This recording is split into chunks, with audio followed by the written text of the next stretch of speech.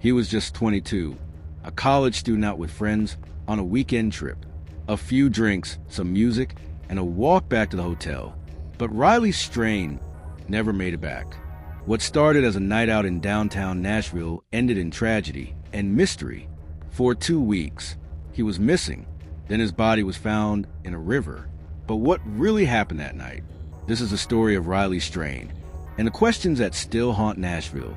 On March 8th, 2024, Riley Strain, a senior at the University of Missouri, was visiting Nashville with his fraternity brothers. They were in town for a weekend getaway, just a group of college guys looking to have fun. That evening, they visited several bars along Broadway, the city's busy nightlife district. Around 9:35 p.m., Riley was kicked out of Luke's 32 Bridge, a bar owned by country singer Luke Bryan. The staff later said he appeared too intoxicated to stay. He told his friends he would walk back to the hotel, just 6 blocks away. They never saw him again. When Riley didn't return to the hotel, his friends assumed he had crashed somewhere else. But by the next morning, concern turned into panic. Surveillance footage from that night showed Riley walking alone, disoriented, but moving with purpose. At 9:52 p.m., he was seen near the Cumberland River, heading toward the James Robertson Parkway Bridge. His last cell phone ping came from that area, and then silence. For the next 14 days, police, volunteers, drones, and divers searched for any trace of him. Flyers went up. Social media exploded.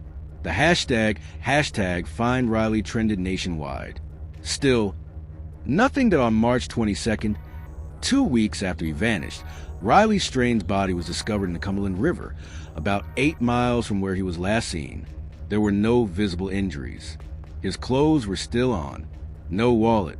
No phone. And the cause of death was listed as undetermined, pending toxicology. Police said they found no signs of foul play, but the public wasn't convinced. Why was he heading toward the river alone? Was he being followed? Did someone push him? And if it was an accident, why did it take so long to find him? Almost immediately, theories began spreading online. Some said Riley had been drugged or targeted after being separated from his group. Others questioned the decision to kick him out of the bar alone in a strange city. Many focused on his final moments on video, claiming he looked confused, scared, or as if someone might have been watching him. A few pointed to similarities with other mysterious disappearances of young men near rivers in U.S. cities. The so-called Smiley face killer theory. The Nashville police, however, insisted there was no criminal evidence, just a sad, tragic accident. But for Riley's family, that wasn't enough. Riley's parents, Michelle and Ryan Gilbert, became the face of the search. They worked with law enforcement, held press conferences, and pleaded for information. When his body was found, their grief turned to frustration. They thanked the public for support, but they also made it clear they wanted answers, not assumptions. They questioned why more wasn't done sooner, why the bar staff let him leave alone, and how a healthy, athletic young man ended up dead in a river. Their message was simple. Riley mattered, and his story deserves the full truth. As of now, the official stance is that Riley's death appears accidental. Toxicology results are pending. There are no suspects, no charges, and no confirmed foul play. But that hasn't stopped the public from pushing for more transparency. True crime creators, news outlets, and TikTokers continue breaking down the timeline, analyzing the footage, and questioning the gaps in the investigation. To many, this isn't just about Riley. It's about how easily young lives can vanish, how quickly stories get dismissed as just accidents, and how often families are left without real closure. Riley Strain had plans. He was about to graduate. He had a future. And now, he's a name added to the list of unanswered deaths. Young, full of life, and gone too soon. The world may move on, but his family won't. And neither will those still asking. What really happened on that Nashville night, and who will speak for Riley now? When Riley Strain was reported missing on the morning of March 9th, 2024, the Metropolitan Nashville Police Department, MNPD, launched a missing person investigation within hours. His friends told officers that Riley had last been seen the night before, walking alone after being removed from Luke's 32 Bridge bar around 9:35 p.m. This immediately raised red flags. especially considering Riley was in an unfamiliar city. 2. Investigators began by pulling surveillance footage from businesses along Broadway, the area known for its bars and nightlife. Within 48 hours, police had confirmed multiple sightings of Riley walking north, away from the bar, appearing unsteady but conscious. At 9:52 p.m., he was captured on street cameras near the James Robertson Parkway Bridge, dangerously close to the Cumberland River. 3. Riley's cell phone records were examined to trace his last known location. The final ping came from the riverfront area shortly after his last video sighting. Investigators used this data to narrow down the search zone, focusing efforts along the riverbanks, docks, and bridges. Drones were deployed along with search and rescue teams to scan the water and nearby terrain. 4. Police also interviewed bar staff, friends, and witnesses to piece together Riley's behavior that night. The bartenders at Luke's 32 Bridge stated Riley appeared too intoxicated to remain inside. He was escorted out through a side door and, according to staff, was responsive and compliant.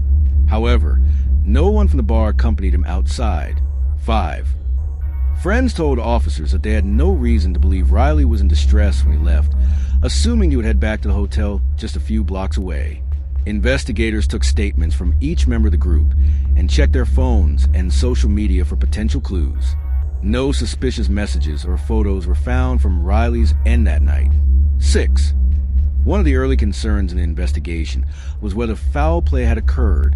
The area Riley was walking through is known to be less secure, especially at night. Police reviewed all nearby criminal activity reports, homeless encampment records, and any known sex offender addresses in the vicinity. No clear threats or encounters were found. 7. MNPD faced criticism from the public and media for not treating the case as a potential homicide earlier. However, they maintained it as a missing person case until any evidence of violence could be confirmed. They stated repeatedly that there were no immediate signs of foul play, though they acknowledged the case was unusual and high risk due to the circumstances. 8. As public attention grew, the Tennessee Bureau of Investigation, TBI, and FBI joined the case in a support role. This allowed broader access to forensic analysis and advanced river search equipment. The U.S. Coast Guard also provided sonar imaging to help search beneath the murky river water. Still, for nearly 2 weeks, the body remained unfound. 9. On March 22nd, Riley's body was recovered from the Cumberland River, about 8 miles downstream from where he was last seen. According to officials, there were no obvious injuries, no defensive wounds, and no indications of struggle on the body. His clothing was intact, but his phone and wallet were missing. 10. Autopsy and toxicology reports were immediately ordered, but police continued to treat the death as a probable accidental drowning, pending results. The absence of trauma led them to rule out immediate foul play, though they admitted that drowning under suspicious conditions could not be fully ruled out without toxicology. 11.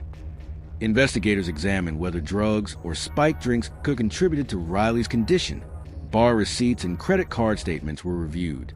There were no reports or evidence suggesting he had been drugged, but the toxicology results were essential to confirm that. As of mid-2024, those results were still under review. 12.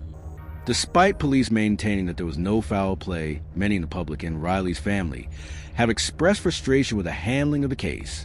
They've called for further inquiry, particularly into the decision to eject a young, drunk man alone at night into an unfamiliar environment. The MNPD continues to field leads and evaluate new information, though as of now, the case remains officially closed as a non-criminal accidental death, a conclusion many still refuse to accept. Media, public, and family response. The Riley Strain case. 1. From the moment Riley Strain was reported missing, the media quickly picked up the story. Local Nashville outlets like WKRN, WSMV, and the Tennessean were the first to report on the case. The headline, "College Student Disappears After Being Kicked Out of Bar," drew immediate attention. 2. As the days passed and no trace of Riley was found, national media began to take notice. Major outlets like CNN, Fox News, and NBC began covering the case, especially as social media pressure increased. The story gained traction not just because Riley was missing, but because of the mystery surrounding his disappearance. 3. The fact that he was kicked out of a celebrity-owned bar, Luke's 32 Bridge, owned by country singer Luke Bryan, brought even more public interest. People questioned how a visibly intoxicated college student was allowed to walk out alone in a major city late at night without any assistance. For Riley's parents, Michelle and Ryan Gilbert, became the emotional core of the case. From day one, they were vocal, active, and present. They held multiple press conferences, spoke directly to reporters, and constantly updated the public on their search efforts. 5. Michelle described her son as full of life, charismatic, and just a good boy. She fought back tears in interviews, pleading for help and asking the community to keep sharing Riley's photo and story. Their raw emotion made the case personal for millions. 6. The public responded with overwhelming support. The hashtag #FindRiley began trending across platforms like X, formerly Twitter, TikTok, and Instagram. Flyers were created. TikTok sleuths broke down security footage, and Reddit forums analyzed every detailed case. 7. Some online users compared Riley's disappearance to other strange cases involving young men vanishing near water after nights out, cases often connected to Smiley face killer theory. This only fueled speculation and public curiosity further. 8. Candlelight vigils were held both in Nashville and back home in Missouri. Friends, classmates, and strangers lit candles, prayed, and shared stories about Riley. He wasn't just a missing person. He became a symbol of how quickly a life can vanish. 9. As media pressure built, police were pushed to respond more frequently. Daily updates were expected. Investigators were asked on camera whether they were treating the case as foul play. The lack of clear answers only made the mystery seem deeper. 10. After Riley's body was found on March 22, 2024, the media coverage intensified again. Reporters were quick to announce the discovery, but also noted the lack of detail surrounding the body's condition, the location, and the timeline. There were more questions than answers. 11. The family held a heartbreaking press conference after the discovery. Riley's mother thanked the community but emphasized that their fight for answers was not over. Her words were clear. "We don't want closure. We want truth." 12. A growing number of people criticized the bar for allowing Riley to leave alone. Some demanded accountability, calling for policy changes at nightlife venues regarding intoxicated patrons. Others called out the Nashville police for being too slow to act in the early days. 13. Conspiracy theories also began circulating, from organ trafficking to theories about an unknown predator. While many were unfounded, they reflected the public's deep distrust in what seemed like an overly clean conclusion of accidental drowning. 14. National outlets began questioning the broader pattern. Why do so many young men disappear in nightlife areas? Why do cases like Riley's keep ending in rivers, often without witnesses, suspects, or clear evidence? His case became part of a larger cultural discussion on safety, alcohol, and urban nightlife. 15. Riley's story isn't just a tragedy, it's a movement. His parents continue to speak publicly. True crime creators are still covering his timeline. And most importantly, people are still watching, sharing, and asking what really happened. Because for many, the official version doesn't feel like the final chapter. He was just 22, a college student out with friends on a weekend trip. A few drinks, some music, and a walk back to the hotel. But Riley's strain never made it back. What started as a night out in downtown Nashville ended in tragedy and mystery. For 2 weeks, he was missing. Then his body was found in a river. But what really happened that night? This is the story of Riley Strain and the questions that still haunt Nashville. On March 8th, 2024, Riley Strain, a senior at the University of Missouri, was visiting Nashville with his fraternity brothers. They were in town for a weekend getaway, just a group of college guys looking to have fun. That evening, they visited several bars along Broadway, the city's busy nightlife district. Around 9:35 p.m., Riley was kicked out of Luke's 32 Bridge, a bar owned by country singer Luke Bryan. The staff later said he appeared too intoxicated to stay. He told his friends he would walk back to the hotel, just 6 blocks away. They never saw him again. When Riley didn't return to the hotel, his friends assumed he had crashed somewhere else. But by the next morning, concern turned into panic. Surveillance footage from that night showed Riley walking alone, disoriented, but moving with purpose. At 9:52 p.m., he was seen near the Cumberland River, heading toward the James Robertson Parkway Bridge. His last cell phone ping came from that area, and then silence for the next